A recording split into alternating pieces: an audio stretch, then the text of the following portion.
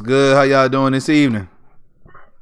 Welcome to a special Thursday edition of the FILA Sports Podcast. That's the Forever I Love Atlanta Sports Podcast. If you didn't catch the acronym, it's your boy Coach Mario and the man who put all this together, my co-host Don. What's going on, man? Man, you keep forgetting my name. It's the man. The man known it. The man is called the Don. The man called It's the the Don. first time I messed it up in about 3 weeks. Come on, man. I get some credit now. God, no credit. Yeah. All right. All right. So glad y'all could join us this Thursday evening. It's our pretty much double feature for the rivalry week show this week.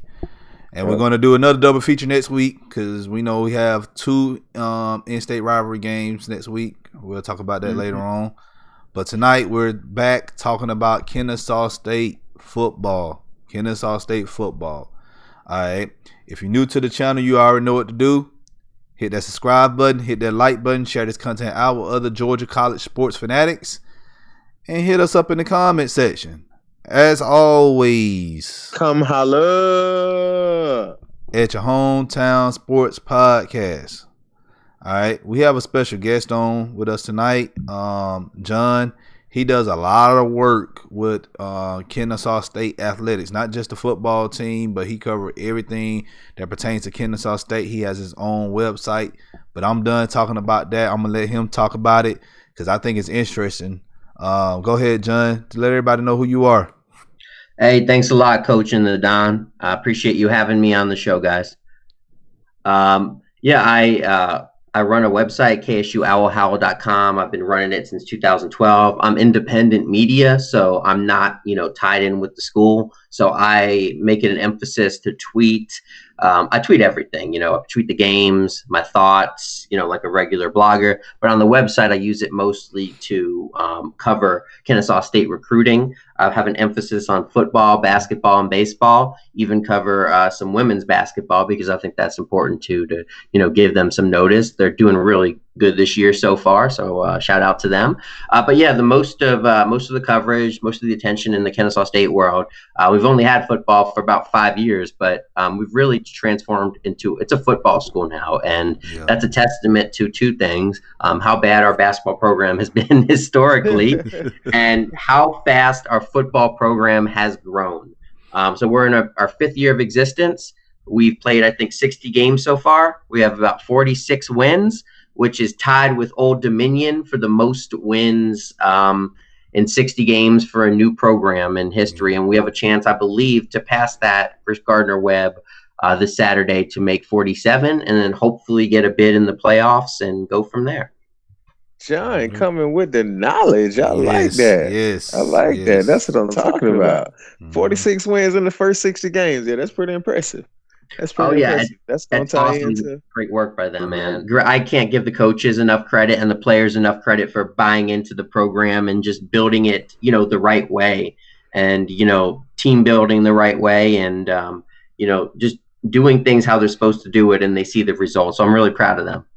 Well, all right, that's a really good place. That's a really good place to start. So before we jump into that, we won't run down the scores from last week, but we'll just let you know that Georgia Tech is currently taking on NC State. It's on ESPN, and Georgia Tech is up 14-0 in the second quarter. Didn't we say last night that Tech was going to upset NC State?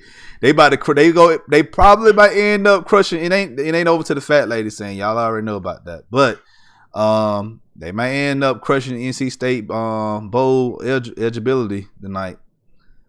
And I told you guys yesterday we see a couple trick plays in this game. We've seen a flea flicker from NC State.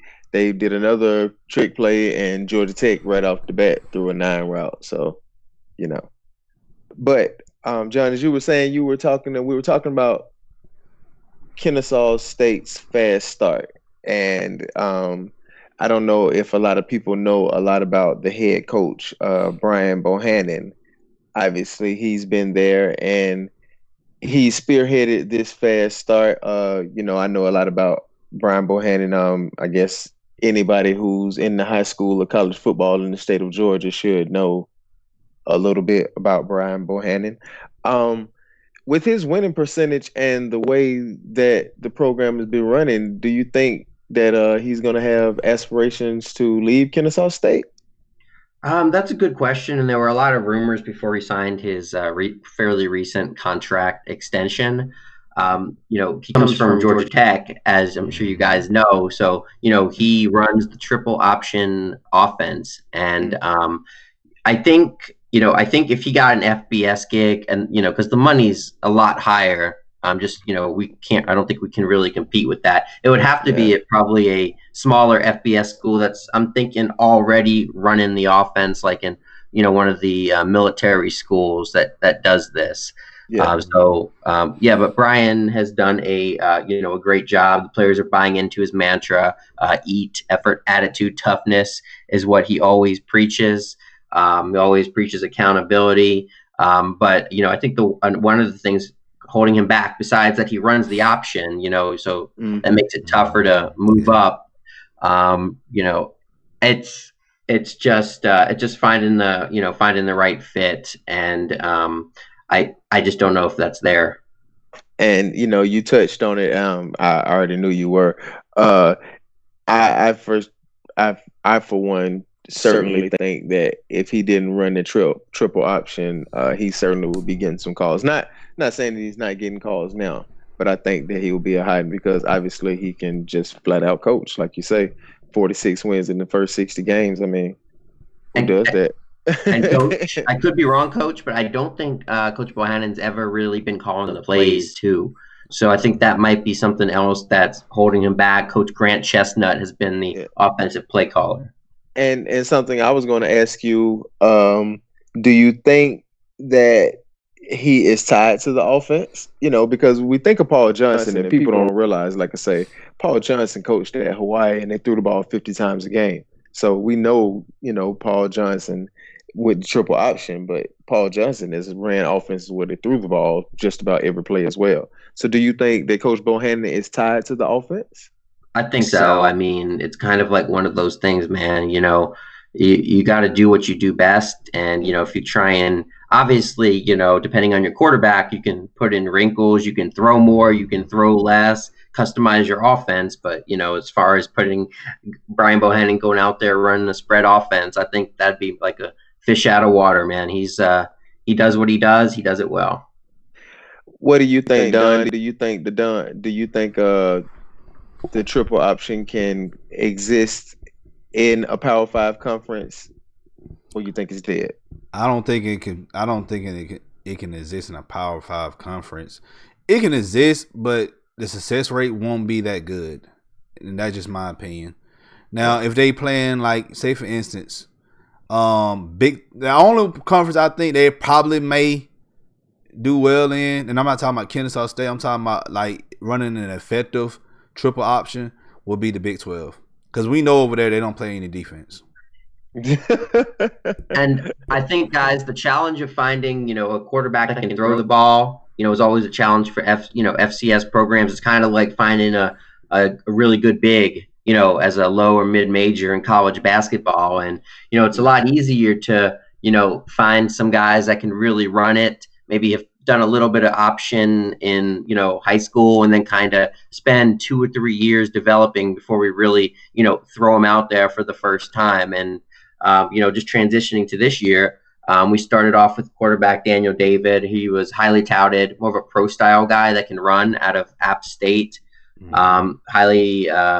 Highly thought of transfer a couple years ago, got stuck sitting behind Chandler Burks, who emerged pretty much right when David got there. Burks was all conference, all country, all everything for 2.5 years or whatnot. And so David finally got his chance this year. Unfortunately, David got hurt a couple weeks ago, but Tommy Bryant is really a testament to building the program the right way. He's a guy that is a redshirt junior right now, I believe, and he never, just seeing him in limited time, spring game, all that, he never seemed like the type of guy that's going to be a maestro of the offense. But he got his chance a couple weeks ago, and now he's running it like Burks. I mean, he's making the pitch at the right time. He's looking smooth, cutting through. And what's really impressive is he has an arm that Burks never had, so he can hit the man in stride going across the middle. I mean, he can make some throws. Obviously, he's not going to make throws like a pro-style quarterback, but he can make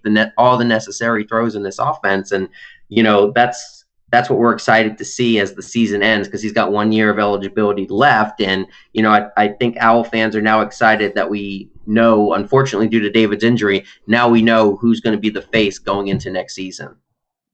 And, you talk about some of the issues on offense, but what's funny is you guys just keep plugging it in because what do you have? 5 ball carriers over 500 yards this year? Or was it 6?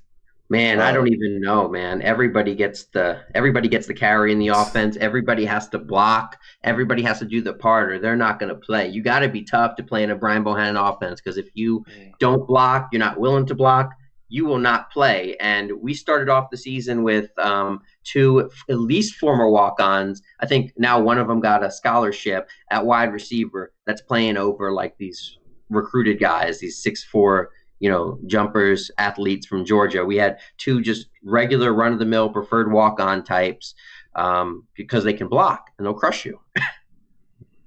Yeah. I don't know if you know, Don. I think it was 6 that KSU had 6 guys on the roster that have 500 yards rushing this year. Man. How does that happen? This is why we've been saying, and even Jay Ben. I don't know if you know who Jay Ben is. He used to do radio in the city of Atlanta, but I think he's a professor there at KSU.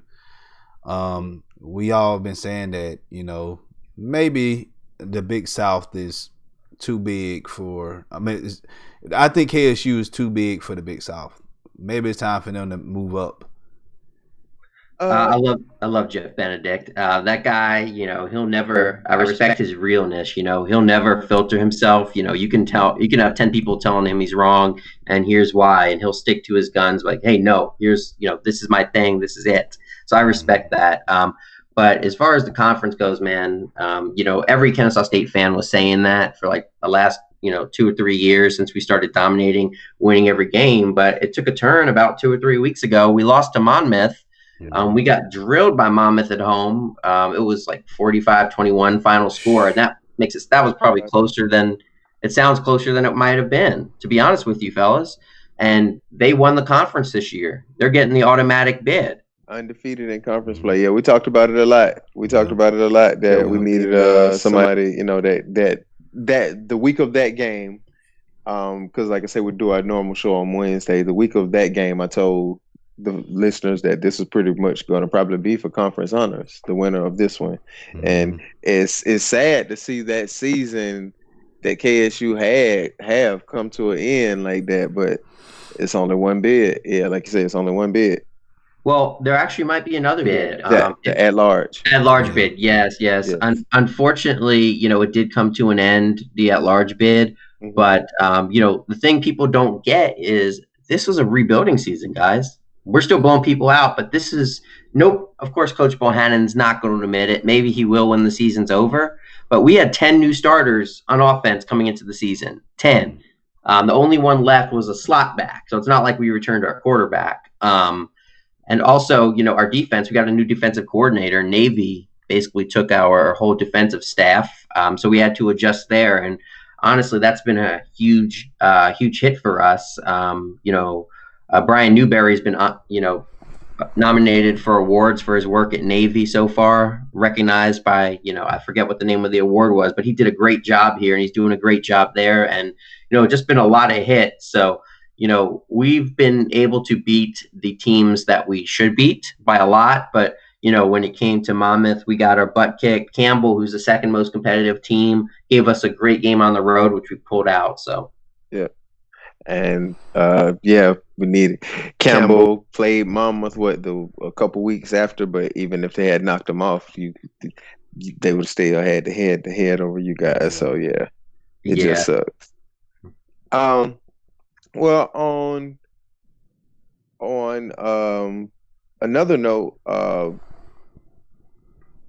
know we had a couple. You had a couple guys win Big South Conference honors weekly this year. Is anybody gonna get any postseason awards for big conference play?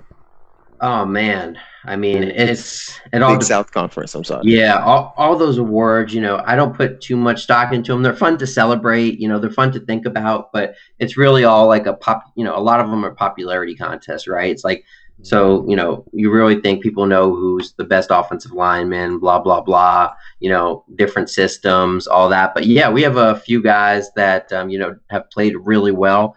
Just scrolling through the roster real quick, defensive lineman Travis Bell has had a good year.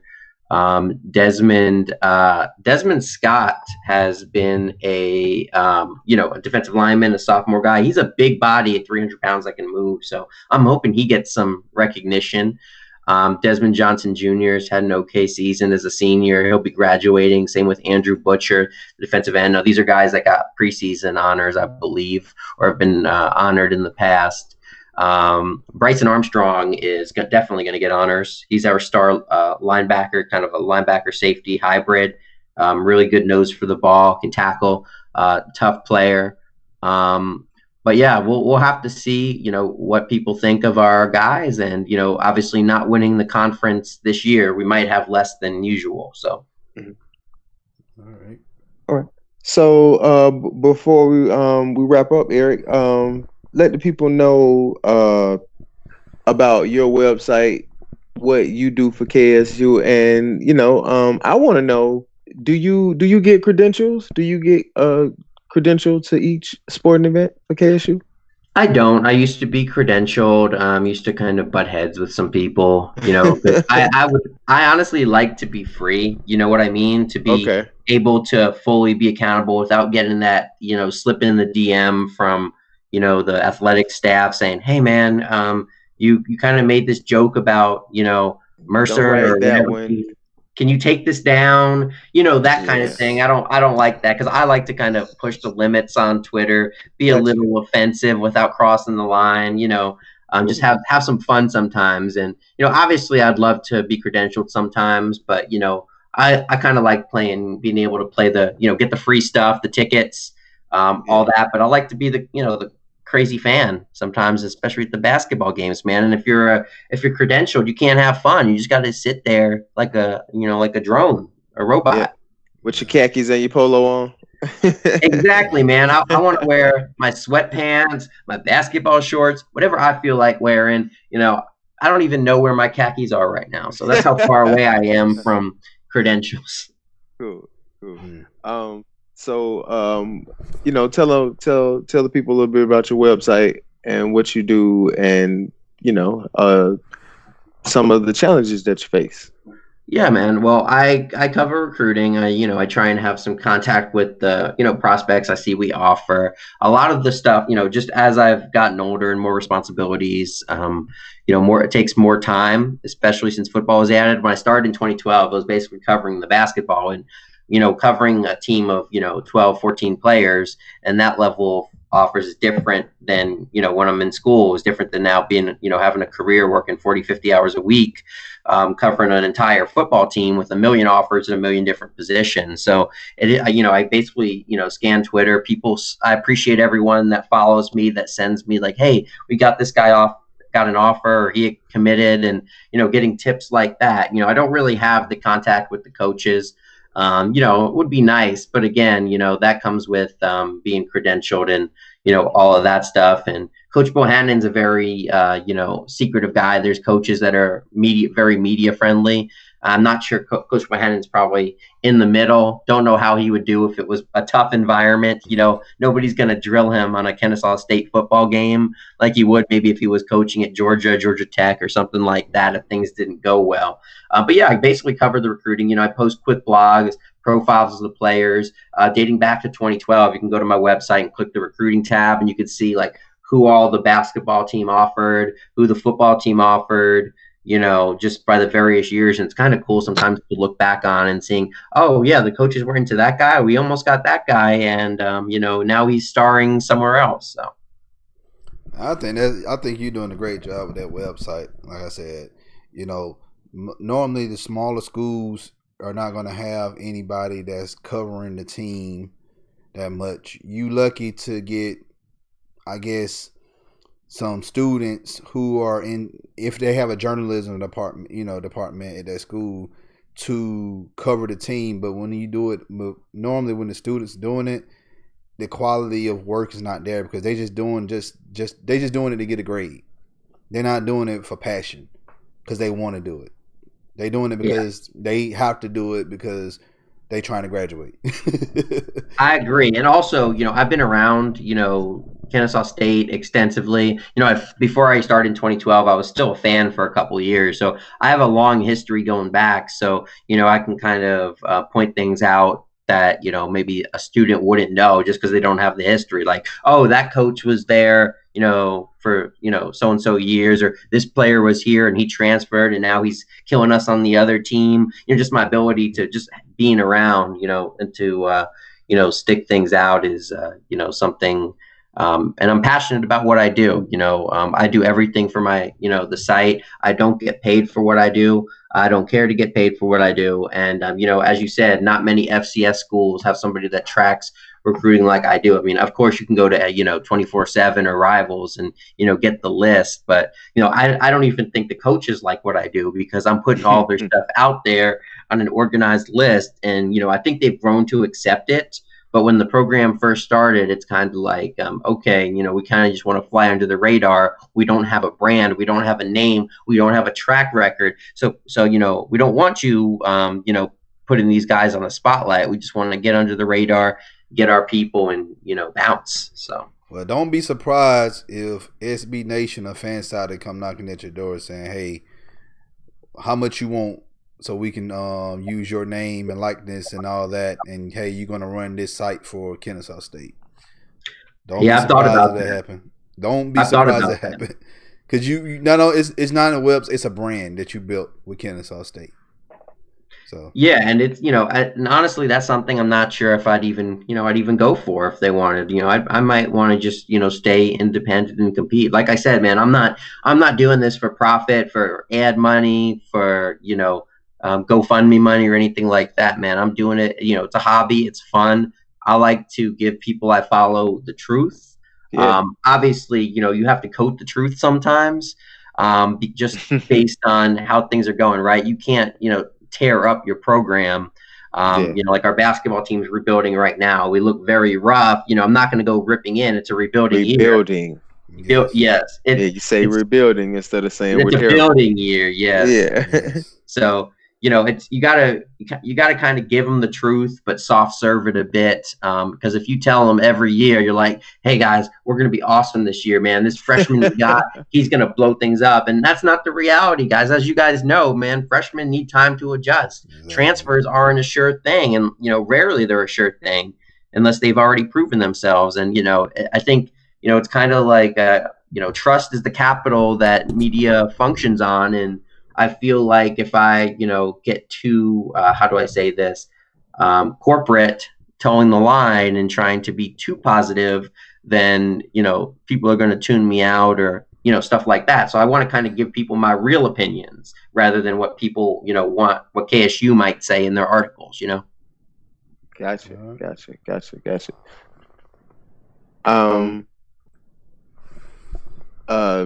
Just for updating the game done right for halftime, Tech just went up 21-3. Wow. Right. So hopefully they don't score another touchdown. They score another touchdown, it's over. Well, it's only halftime, man. I'm talking college football. I'm talking about Tech. If Tech score another touchdown, what score they gonna put it to, man? Wait, the Don? You're telling me if it's 28-3, it's over. Is that what you're telling me? Really? The joke. It's a joke, man. It's a joke. It's a joke, man. This is how I grieve. This is how I got through like 8 years. This how we got. Really? This how we got to get. Look, this how I just had to get through it, man. Oh, so you set that up, done, and I didn't even miss it. It went over my head. You said you were setting me up with that. Yes, man. Yes. It went right over my head that you were setting me up with that. 21-8, right? It's 21-3. So they score another touchdown. That's 28. 28-3. Yeah. And North Carolina gonna come back and win. North Carolina State gonna come back and win. It happened with Baylor. Man. It happened with Baylor in Oklahoma. Say, tell people what we got. You should kick the field goal instead of going for the touchdown this time. And you know what? In the Falcons game this past Sunday, we tried to go for 2 to make it 28-3. And we didn't convert. I would say thank you, Jesus, thank you. I did not realize that. It would have been 6-3, and we tried to go for 2. Yeah. Man, if we would have been 28-3, man, we would never played it down. Even if we would have won the game, it just just a joke, like. Oh yeah, but Falcons finally won up 28-3. Yeah. Exactly. It was just something would have came out of it. Exactly. All right, so Don, one more time, let them know what we got coming next week. Then we'll let John plug his stuff for a wrap. All right, so guys, no show this Sunday evening. We will do our show Monday. We have 3 shows back to back next week. We'll do a show Monday. We'll be, talking about pretty much everything happened this week and Atlanta sports. And yeah. Not only that, we'll also be previewing the Thanksgiving game, Saints versus Falcons. That show aired Monday live. The next following night, on Tuesday night, we will cover the new rival game in the state, Martin Hate. That's the Georgia State versus Georgia Southern game. They play this Saturday. I believe they play around 7. They moved their game to prime time too. So they moved it later in the. Yeah, I'm thinking about, man, I'm gonna try to see if I can get credentialed to go to that game. Because I really don't want to miss that. But I got other games I want to watch too on Saturday. So hey, I'm balancing it right now, man. I'm balancing it. But yeah, we'll bring on Ben Moore. He was on the show earlier this season for Georgia State. And we're also going to bring on a guy from Georgia Southern, Travis. So they're going to pretty much going to be like a debate of which team's going to win. And the following night, we'll see if we can make them fight, y'all. Yeah, we're gonna see if we can make them fight. we're gonna be a little petty. We're gonna be sitting over here with popcorn, just like seeing what's gonna happen. Exactly. And then Wednesday night, Thanksgiving Eve, we're gonna cover the Georgia versus Georgia Tech rivalry game. And we're gonna have I-20 Eric, and we're gonna also have Joseph Anthony on. Joseph Anthony, he's the Georgia Sports Hospitality and Media specialist for Georgia Tech, and y'all already know who Eric is. He covered UGA for Georgia Sports Hospitality and Media as well, and he's affiliate with Dunn and the Dog. So I don't think that show right there is going to be crazy. I already know Eric is going. Yeah, he gonna show his behind. So. I'm gonna let Eric do the notes for that one. I'm gonna hit him up. I'm gonna let Eric do the notes. Yeah. So, but yeah, like I said, 3 shows back to back next week. So just join us every single night. We'll try to do shows 8:00 each night because I know 9:00 people are tired or whatever. So we'll come at y'all early those nights. So, but John, appreciate you coming on, man. Once again, plug your information before we head on out. Yeah, real quick, guys. I just want to say, kind of a segue. I believe we play Georgia Tech in 2021 in football. So, keep an eye out for that one. And just plug in my own stuff real quick. You can find me on my website, Cover Recruiting, KSUOwlhowl.com, KSUOwlhowl. And you can find me on Twitter at KSUOwlhowl as well. Follow me there. I'll follow you back. I appreciate the love, guys. Thanks so much for having me on. I enjoyed, discussing the program, putting the word out there, all of that fun stuff. You guys have been very kind. All right. Thank you. Thank you. We certainly do that. And we'll tweet and retweet your stuff. Of course. Exactly. Likewise. All right. So y'all already know, if y'all ain't following us on Twitter, follow us at FILA_SP, Instagram, FILA Sports Podcast, and Facebook, FILA Sports Podcast. You can also check out audio only at Apple Podcasts and Spotify and Google Play. If you're new to the channel, you already know what to do. Hit that subscribe button, hit that like button, share this content out with other Georgia college sports fanatics, and hit us up in the comment section. JF is the only person that joined us in the chat tonight. Everybody else, I understand. Yes, Kennesaw State is not Georgia or Georgia Tech, but hey, it's a local college in the state, and they doing good. You know, they only lost one game this season, so and they going to the Give us playoffs. 30 years, guys. John, Give us 30 years. of course, yeah, Exactly. of course, John. Majority of our listeners are UGA fans, and then after that, I say we have a lot of Hurricane fans too. But majority of our listeners are Georgia fans, of course. Hey, the majority of our fans are Georgia fans, so don't worry. Yeah, I mean, but you know, like I you know, thou shalt not have two teams. You know, I believe that, but I think you can have an FCS and an FBS team Yes. because they don't compete against each other. So I think that's certainly fine. Absolutely. Yeah. I wish more people would prioritize the school they went to, though. You know what I mean? Exactly. But if you do that, a lot of people ain't gonna have no college cheer for. Yeah, That's true. Not trying to throw shade on anybody, anything like that. But hey, you know, I support, you know, college. You know, Alto don't have a football team or Reedsville, but anyway. exactly. But anyway, so as always, Come holler. at your hometown sports podcast. All right, y'all have a great weekend. We'll see y'all Monday. Monday. Y'all be easy. Tell them boys playtime's up. Tell them put the house on me. They can put the house on me. Tell them put the house on me.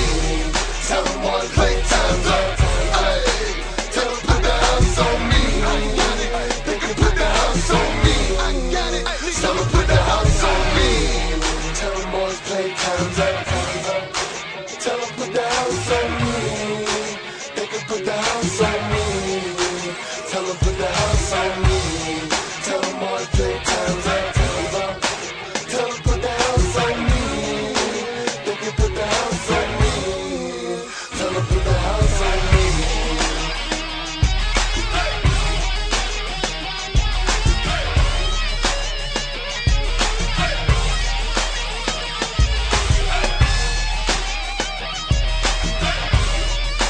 Tell them put the house on me. They can put the house on me.